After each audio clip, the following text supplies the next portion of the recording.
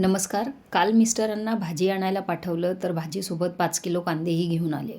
पण त्यातले बऱ्यापैकी कांदे नाही का कोंब आलेले होते. मग कोंब आलेले कांदे काय होतात, लवकर खराब होतात. म्हणून काय केलं, रोजच्या वापरात येणारा एक पदार्थच बनवून टाकला. तर कांद्याची वरची सालं काढून घ्यायची आणि मुळीकडचा भाग आहे ना गोलाकार कट करायचा. आता कांद्याचे 2 भाग करून घ्यायचे आणि उभा पातळ तो चिरून घ्यायचा. चिरलेला कांदा हाताने हळूवार चुरून त्याच्या एक एक पाकळ्या सुट्ट्या करून घ्यायच्या. आता कडकडीत तेलात पाणी उडून जाईपर्यंत आणि गुलाबी होईपर्यंत तो फ्राय करून घ्यायचा. त्यानंतर गॅस मीडियम करायचा आणि तपकिरी रंगापेक्षा थोडा रंग कमी असतानाच तो काढून घ्यायचा. कारण तेलातून काढल्यानंतर ही कांदा शिजत राहतो आणि म्हणून तो नाही का तेलामध्ये खूप जास्त तपकिरी होईपर्यंत तळायचा नाही, नाहीतर तो नंतर काळपट होतो. तुम्ही वर्किंग वुमन आहात किंवा गृहिणी आहात, स्वयंपाक करताना काय होतं, वाटण बनवायला, नॉनव्हेज रेसिपी बनवायला किंवा पुलाव, बिर्याणी बनवण्यासाठी नाही का सर्व पदार्थांमध्ये भरपूर कांदा लागतो आणि तेव्हा या तळलेल्या कांद्याचा म्हणजेच या बरिस्त्याचा उपयोग तुम्ही करू शकता. स्वयंपाक करताना हाताशी असे तयार मसाले असले ना की पटकन स्वयंपाक होतो आणि जास्त वेळ आपला वाया जात नाही. तर हे बघा, असा रंग आला की काढून घेतला आहे आणि आता त्यानंतर तो नाही का टिश्यू पेपरवर पसरून घ्यायचा आणि पूर्णपणे गार होऊ द्यायचा आहे.